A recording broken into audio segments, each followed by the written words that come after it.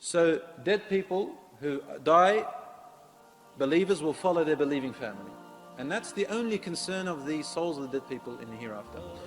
As for the bad soul who goes to the bad destination, they also run asking. And if they tell them they're doing good, they actually get relieved. If they're doing bad, they also get upset, because they have seen what has happened. But if they go to the believing section and they ask them, where is the soul? Or what did our relative do? Or our father or brother or whoever it is? And the freshly dead person says, he beat me. Sometimes he may say, he beat me and he died before me. They become very upset because they know that they didn't come to the believing soul's side. He went to the other side. So they have no idea. The Prophet ﷺ's journey. The narrator says, every time the Prophet ﷺ would meet us in the masjid or see us in a gathering, he would ask, who has seen a dream today? Because dreams are another part of prophethood. Prophet ﷺ said, when prophethood dies away, the only part of prophethood that is left are dreams. Dreams tell you things that we don't know. But the dreams agree with the sunnah of the Prophet ﷺ. They don't go against it. They agree with the Prophet's words. Whatever you see, it agrees with it. For example, some people may see the hereafter, or as if the world is ending, or heaven or hell. They may see angels and jinns and stuff. So these agree with the hadith of the Prophet ﷺ and ayat in the Quran. It's not something new. Like someone comes up and says to me, I saw a dream that I'm a prophet. This disagrees with the deen. One brother comes up to me one day, he says, I've got a special news. You've got to do this and you've got to do that. And wallah, totally against Islam. I've never heard it before. I said, where'd you get this? He smiled and says, no brother, you see, Allah gave me some new message. Because the Prophet said, part of prophethood is dreams. And I'm a prophet now. Sure. Look at this delusion. And I think that's how people become insane out there, and they develop new religions. They use this dream issue. For any dreams that go against the sunnah, is not a dream from Allah subhanahu wa ta'ala, it's from the shaitan. Some people, they say, I saw God in my dreams and I spoke to him. That's the shaitan trying to make you think it's God. I think it was Abdul Qadir al-Jilani, Sheikh Abdul Qadir al-Jilani, who says, this is the truth about what we read about him, not the false. He says, I saw a dream of this being come up in front of me, full of light, and he said to me, I am your Lord, making me think that it's God, Allah. So I asked it, أَأَنْتَ اللَّهُ الَّذِي لَا إِلَهَ إِلَّا هُ? Are you Allah, the one who there is no other but Him? No God worthy of worship but Him? He said, I'm your Lord. He asked him again, أَأَنْتَ اللَّهُ الَّذِي لَا إِلَهَ إِلَّا هُ? He asked him, he said, I'm your Lord. Finally, then he vanished.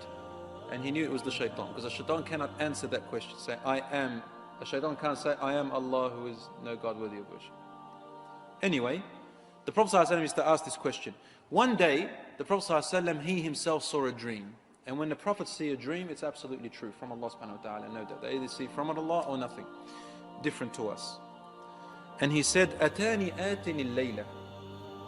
This night, last night, someone came to me in my dreams, meaning angels. They came to me too. And they took me into the skies, into the life of the barzakh, into another world of the dead, the world of the dead. It doesn't say the world of the dead, but Prophet ﷺ means here that he took him to the world of the unseen. And it is the world of the dead. Soon you'll see what I mean. He said, we reached a place. I saw before me a man who was lying down on the floor, on his back. And there was another man, a big man holding a huge stone. He would come up to this man lying on the floor and he'd throw the stone onto his head. And it'd crush his head. And the stone would roll away. The man would go to pick up the stone, and by the time he comes back to the person on the ground, his head has been restored. And he'd crush it again. The stone would roll away. And he'd keep doing that over and over. So I asked them, who is this man on the floor and why is that other man doing this to him? They said to me, move on, move on. Don't ask questions, keep going. He said, then we moved on. Then we passed by a man who had a hook, a brass hook in the front of his hands. Or actually a man who was sitting down. And there was another man behind him who had a brass hook. And he would place the hook on the front of his face from his mouth, and he would rip his mouth and eyes and half of the face to his ear. Then he would come to the other side of his face and rip his other side of his face to the other ear. When he'd go to the other side, the first side is restored. Then he'd do the same to the restored side, and then the other side is restored, and then he'd do it again. And he'd keep on doing that over and over again. Prophet ﷺ asked, who is this person and why is that other man doing this to him? They said, move on, move on. He said, I reached a man who was swimming in a lake which looked like blood. And there was another man on the edge. He had stones in his hands.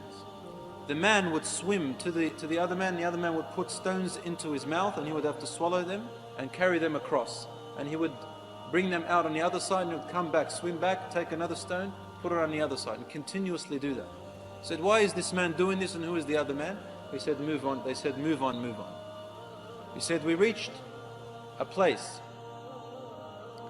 He said, I saw men and women who were naked inside of what looked like a tannoor. Tannoor is like, in the olden days, this oven. They used to use these ovens to bake in their bread and stuff.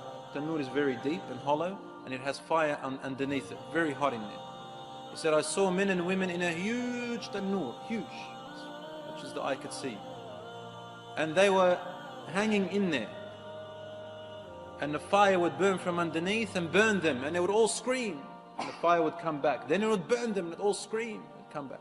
He said, who are these people and why is this happening to them? They said, move on, move on. He said, I reached and saw a man so tall that I could look up and I could barely see his face. But he was beautiful. He had a white beard. And around him were children. Lots and lots of children. In a beautiful garden. He said, who is this and who are these children? They said, move on, move on. He said, we moved on. And I saw a group of people, a group of men and women, people. One side of their body, of their face, was the most handsomest and beautiful that I've ever seen. And the other side of their face and body was the most gruesome and ugliest I've ever seen. Then they'd walk to a river and they'd bathe in it, and then the side that was ugly was restored to be as beautiful as the other side. And so they were completely beautiful as I've ever seen. I asked, who are these people and why is this happening to them? The angel said, move on, move on. He said, I came to a man, big man, and his face was the most hideous and ugliest I have ever laid eyes on. And he didn't smile. I asked, who is this person? And they said, move on, move on. Finally, as the dream was almost over, I turned to my companions and I said, this night I have seen many strange things. Can you explain them to me?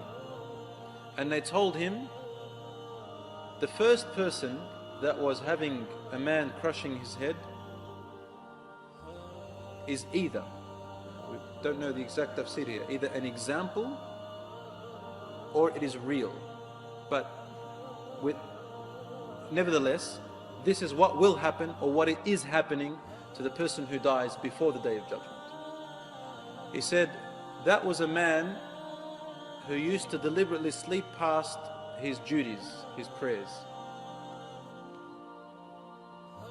يَتَثَاقَ رَأْسُهُ عَنَ الصَّلَاةِ. His head is too heavy to get up for his prayers.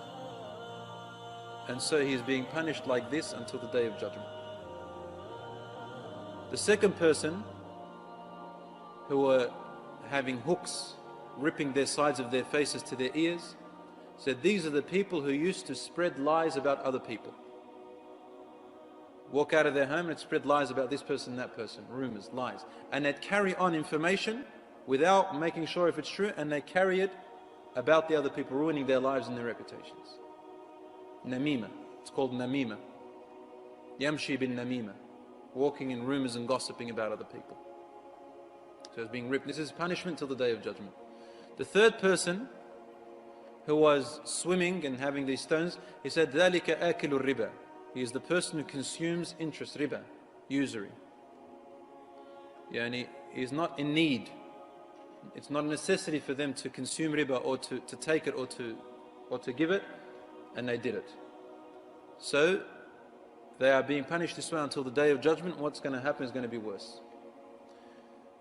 He said,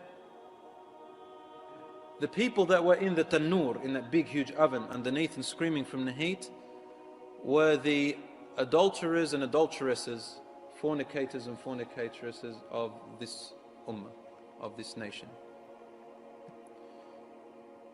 As for the people who had one side beautiful and the other side ugly, and they would wash from the river and they would be restored, he said, these are the people whose good deeds are equal with their bad deeds.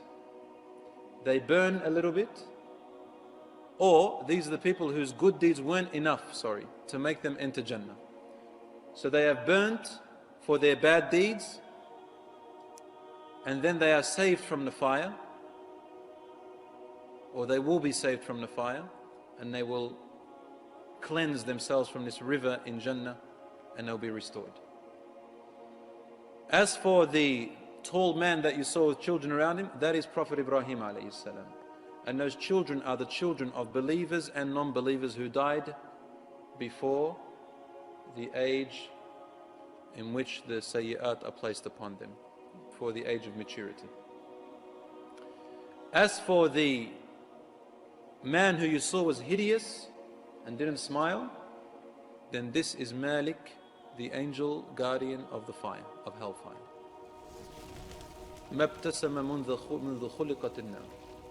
He has never smiled since the day the hellfire was created by Allah subhanahu wa ta'ala.